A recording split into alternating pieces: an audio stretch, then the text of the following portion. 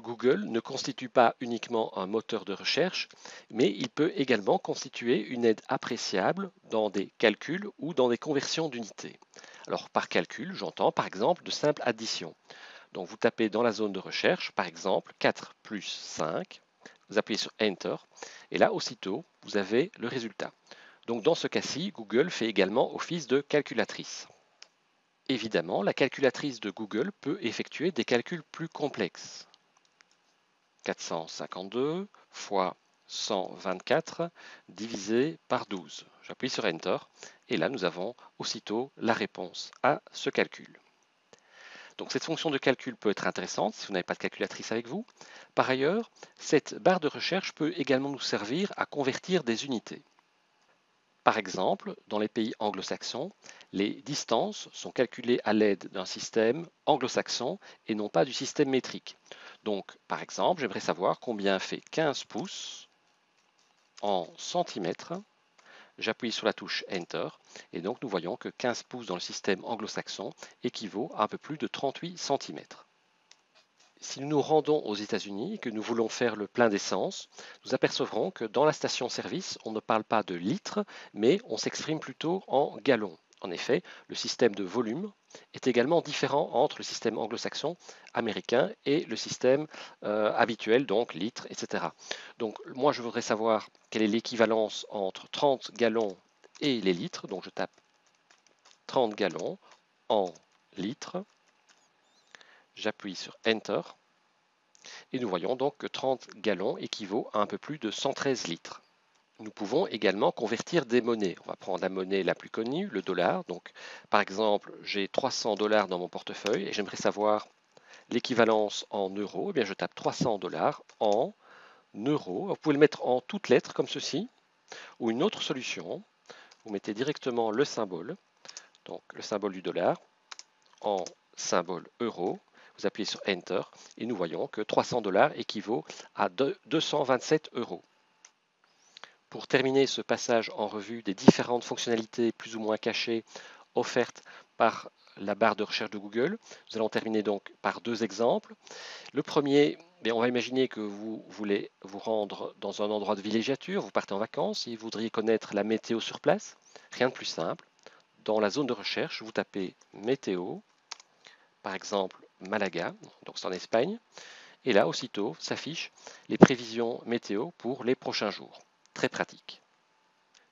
Dernier exemple, j'aimerais me rendre au cinéma lundi prochain, mais je ne sais pas voir quel film exactement, plutôt une comédie. Eh bien, rien de plus simple. Dans la zone de recherche, vous tapez Cinéma Bruxelles. Vous appuyez sur Enter. Et donc là, vous avez Film à Bruxelles. Alors, ce n'est pas un site internet, c'est bien Google qui offre ce service de recherche de films. Vous cliquez sur Film à Bruxelles. Donc, moi, je vais lundi, donc je choisis lundi, plutôt après-midi. Et le genre, eh bien, je clique sur Film. Je vais choisir plutôt Comédie. Et là, nous avons tous les films, toutes les comédies qui passent à Bruxelles le lundi après-midi. Donc d'ailleurs, c'est indiqué ici, vous voyez, comédie, comédie. Bon, je vais prendre celui-ci comme un chef. Et là, je vois que deux cinémas bruxellois, puisque l'autre cinéma est dans le Brabant wallon, donc bruxellois, proposent le film comme un chef à l'affiche, UGC et Kinépolis, avec chaque fois les horaires. Les services offerts par Google sont, en règle générale, entièrement gratuits. Cela dit, comme chacun le sait, la gratuité a un prix. En l'occurrence, ici, il s'agit de la publicité. Si Google fait des bénéfices plantureux, c'est essentiellement grâce à la pub.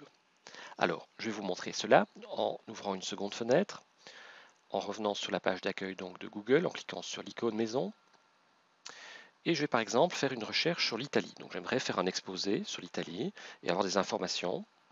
Donc quand j'appuie sur Enter, vous voyez ici qu'en fait vous avez deux grandes parties. À gauche, vous avez les informations ayant trait aux mots-clés que j'ai tapés qui pourraient m'intéresser. Donc évidemment en premier lieu Wikipédia. Par contre, dans la colonne de droite, vous avez ce qu'on appelle des liens sponsorisés. Autrement dit, il s'agit de publicité. En effet, ce site, par exemple fr.sardaigne.com, a payé son emplacement à Google pour figurer dans cette partie de résultats. Donc votre travail, lui, n'a pas trait à vos prochaines vacances en Italie, mais plutôt à des informations factuelles, par exemple le nombre d'habitants, la capitale et ainsi de suite, que vous trouverez nécessairement, normalement en tout cas, dans la colonne de gauche dans les résultats.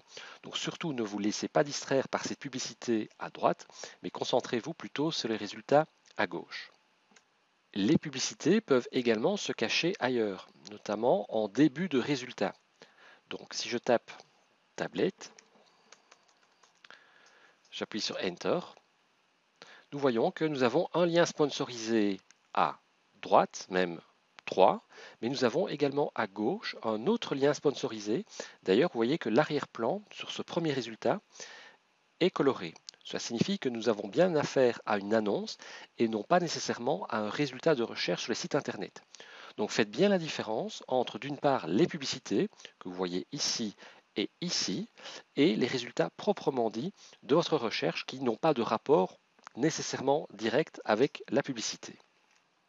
Lorsque vous naviguez sur Internet, vous avez déjà été certainement confronté à ces bannières publicitaires ou ces fenêtres qui apparaissent de manière totalement intempestive, qui sont en réalité donc des publicités et qui vous embêtent fréquemment dans votre travail.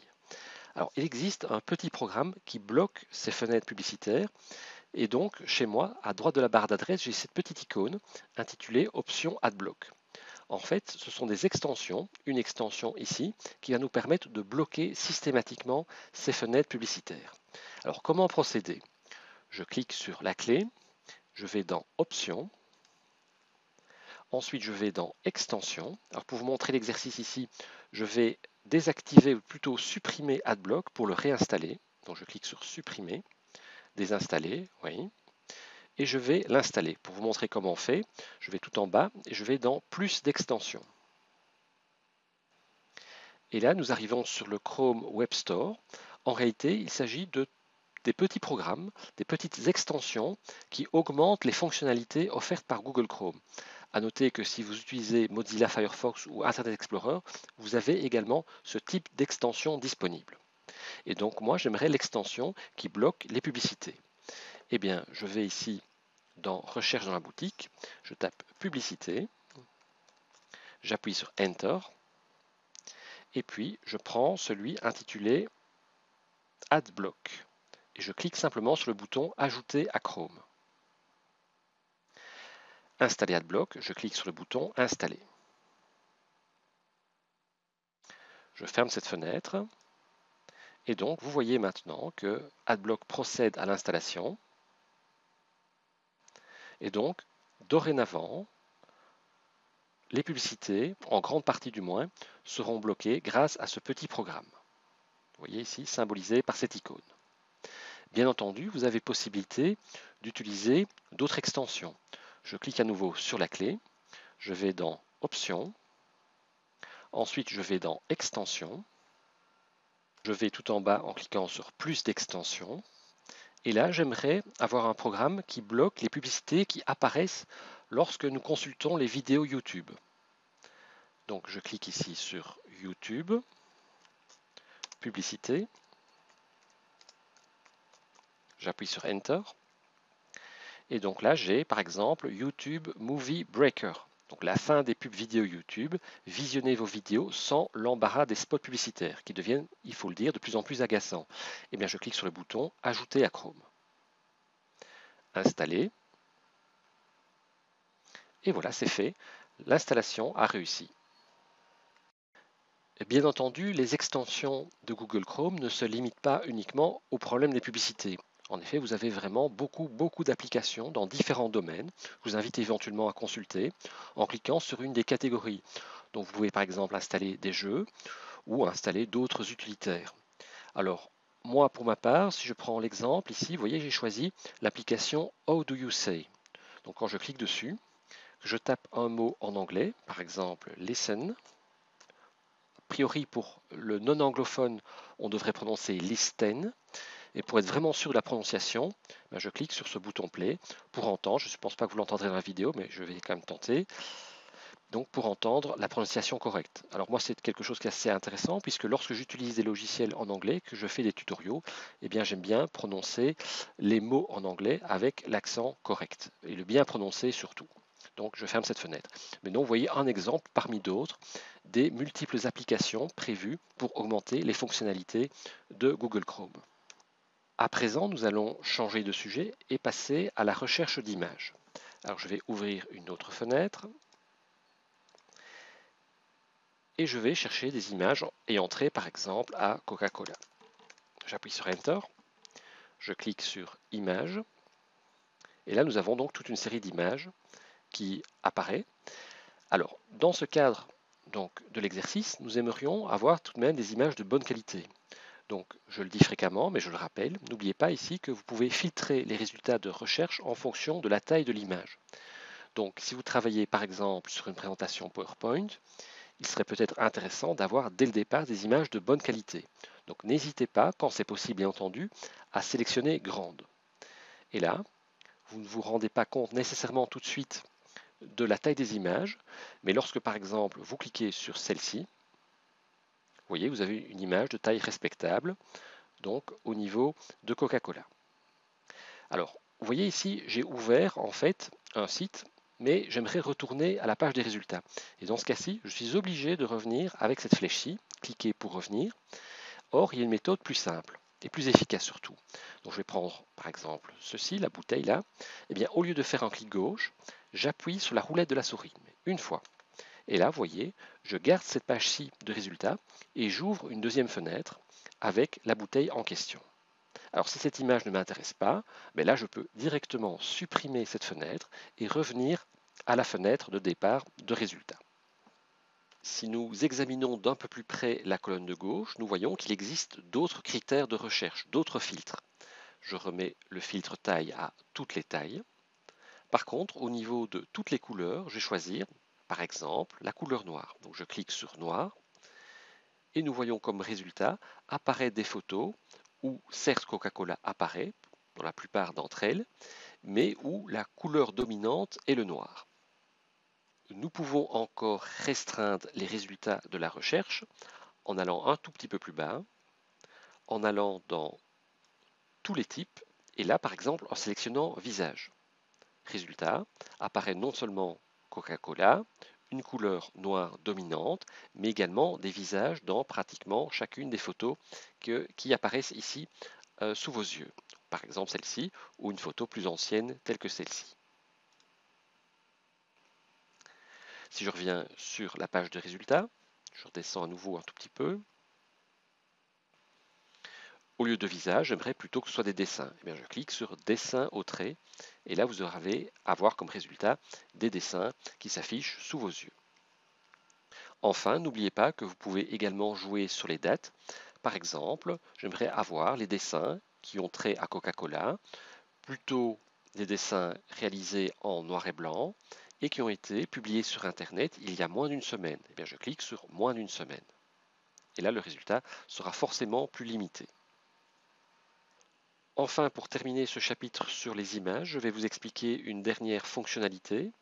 Tout simplement, je vais ouvrir une dernière fenêtre, donc me retrouver sur la page d'accueil de Google, aller dans Images, et là, depuis un certain temps, apparaît une icône dans la zone de recherche, Recherche par image. Alors, en quoi consiste cette fonctionnalité? Eh bien, pour le découvrir, vous cliquez sur cette icône, ensuite vous choisissez Importer une image, et ensuite vous cliquez sur le bouton Choisissez un fichier. Alors là, vous prenez n'importe quelle photo. Moi, je vais prendre une personne. Donc, on va imaginer dans le cadre de cet exercice que nous ne connaissons pas qui est cette personne, mais que nous aimerions le savoir, évidemment. Alors, notez que le nom de fichier est neutre, puisqu'il s'agit de 1.jpg, donc ce fichier ne dit pas qui est cette personne. Donc, je l'ouvre, j'attends quelques secondes, et là, c'est assez bluffant, puisque Google a reconnu qui était la personne qui se cachait derrière cette photo, en l'occurrence Steve Jobs. Alors, lorsque vous cherchez des images sur Internet, ne vous limitez pas nécessairement à Google Images. En effet, Google Images est un outil très puissant, mais toutes les photos présentes sur Internet ne sont pas listées automatiquement dans Google. Donc, lorsque vous ne trouvez pas des photos intéressantes dans Google Images, vous pouvez aller visiter d'autres sites. Donc, je retourne sur Recherche. Alors, le site, j'ai oublié son nom, donc là, je suis obligé de passer par Google. Je sais que si je tape Free Pictures, donc qui veut dire photos gratuites, il est affiché normalement dans les premiers résultats, voilà ici, donc www.sxc.hu, je clique dessus. Et là, vous avez vraiment des photos de bonne qualité. La première fois que vous visitez ce site, vous devez vous inscrire. Et puis après, vous pouvez vraiment télécharger des photos excellentes. Donc je vais taper par exemple le terme arbre pour voir combien de photos ont-ils sur ce sujet. Alors, a priori, le résultat est un petit peu décevant puisqu'il a trouvé 7 images. Alors, vous avez tout intérêt parfois à taper au singulier et non pas au pluriel, arbre. Et là, vous voyez, je passe de 7 à 31 images. Mais comme toujours, si vous tapez le terme en anglais, tree, vous risquez d'avoir beaucoup plus de résultats. Effectivement, là, il a trouvé 1000 images concernant des arbres. Et puis après, je peux un peu me balader et trouver vraiment les photos qui m'intéressent. Là, je trouve cette photo-ci est superbe, donc je clique dessus pour l'agrandir. Et puis encore une nouvelle fois. Et là, vous allez voir que cette photo, le temps qu'elle se télécharge, est vraiment d'excellente qualité. Certains d'entre vous ne connaissent pas nécessairement l'anglais, ils ne savent pas comment on traduit arbre en anglais. Vous avez une solution, si on revient sur Google, donc je clique ici sur l'icône ouvrir la page d'accueil, il suffit simplement de taper Translate arbre in English et Google va tout de suite vous faire la traduction. Traduire arbre en anglais, arbre se dit tree en anglais. Très pratique une nouvelle fois. Pour terminer ce chapitre sur les images, je vous signale tout de même qu'il existe encore d'autres sites. Parmi les plus connus, citons Flickr, F-L-I-C-K-R, où là vous trouverez également un nombre très important de photos qui pourraient vous intéresser, par exemple, pour vos travaux scolaires. J'en ai terminé sur ce chapitre sur les images.